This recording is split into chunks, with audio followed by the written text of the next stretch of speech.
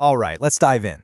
Today we're going on a pretty wild journey, tracing one single, massive idea from a 19th century philosopher all the way to the memes scrolling on your phone right now. We're going to figure out how culture works and, more importantly, how it works on us.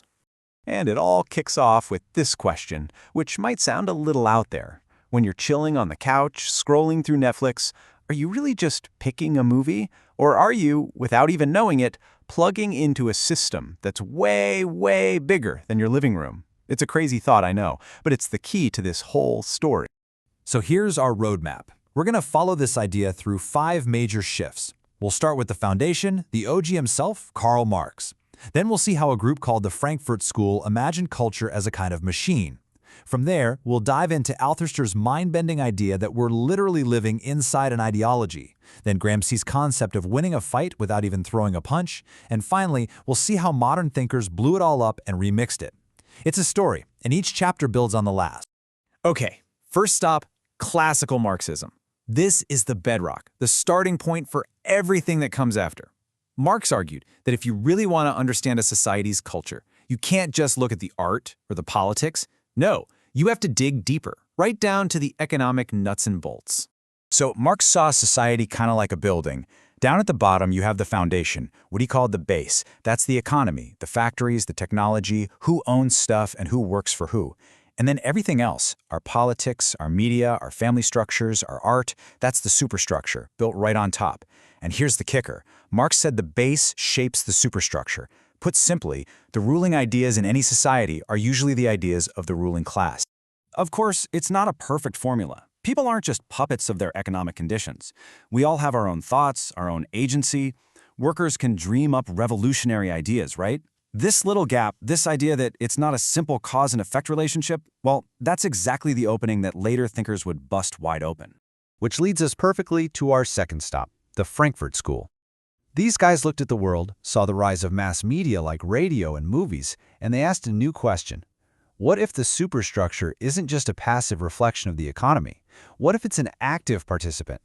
What if culture is basically a factory for keeping things the way they are? This quote from one of the key thinkers, Theodor Adorno, just nails it. Popular music is social cement.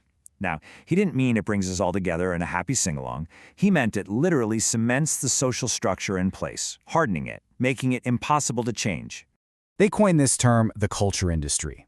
And their argument was that all this mass-produced entertainment, the pop songs that all sound the same, the movies with the same predictable plots, is designed to be mindless. It doesn't challenge us, it just pacifies us, gives us a little dose of fake happiness so we don't think too hard about our actual lives. It's like a sedative.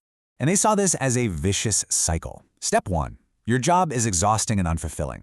Step 2, you come home and zone out with some easy, predictable entertainment to forget about it. Step 3, this distraction stops you from questioning your situation or getting political. Step 4, you're just rested enough to go back to your draining job the next day. And boom, the cycle repeats. Work and leisure, two sides of the same coin, both keeping the system running smoothly. All right, let's shift gears to our next big thinker, Louis Althusser. He looked at that base/superstructure model and basically said, hold on, it's so much weirder and more complex than that. He was obsessed with how these systems keep going, generation after generation, not just by force, but by getting inside our heads. And Althusser's game-changing move was to redefine ideology. He said it's not just a set of political beliefs you have. No, it's the unconscious, invisible system we live inside of. It's the water we swim in. It's in our everyday habits, the way we shake hands, our family traditions. It's the entire operating system for our reality. And most of the time, we don't even know it's there. So how does the state keep control? Althusser said it has 2 arms. First, you've got the repressive state apparatus, the RSA. That's the hard power, the obvious stuff, police, army, courts. But then you've got the much subtler and maybe more powerful ideological state apparatus, or ISA. We're talking schools, family, media, religion. They don't work by force. They work by getting our consent, by teaching us the rules of the game until we think they're our own ideas. So how does that even work? Through a process with a fancy name, interpolation. It's when an ideology hails you, like a cop yelling, "Hey, you there?" on the street. You turn around. In that moment of recognizing that they're talking to you, you've become a subject of their authority. A perfect modern example? That creepily specific ad on your social media feed? It hails you, personally, as someone who would love this product, and the moment you engage, you've accepted that role. All of this stuff leads to a really big puzzle, one that a thinker named Antonio Gramsci spent a lot of time thinking about in a prison cell. In countries where people are supposedly free, why aren't they constantly rising up? His answer was this incredibly powerful concept: hegemony. Hegemony is power in its most sophisticated form. It's not about using clubs and guns, it's about winning hearts and minds. It's when the people in charge successfully persuade everyone else to see their values, their way of life, as just common sense, the natural way of things.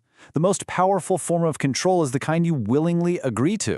And here's the truly brilliant part. Hegemony doesn't just smash dissent, it absorbs it.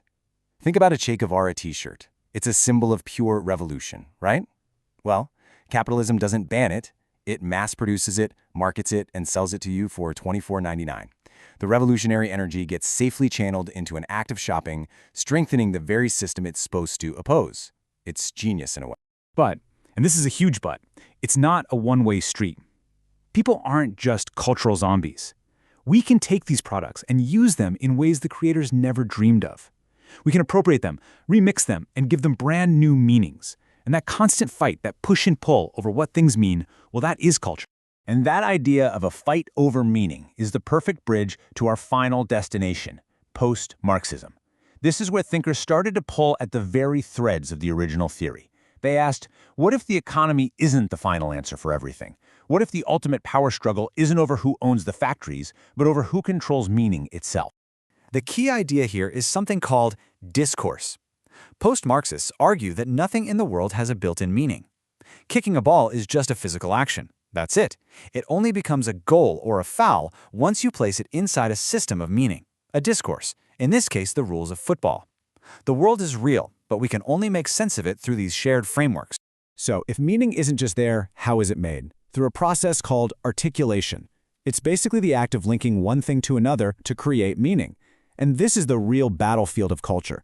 Different groups are in a constant struggle to articulate things in a way that helps them, to make their meaning the one that sticks.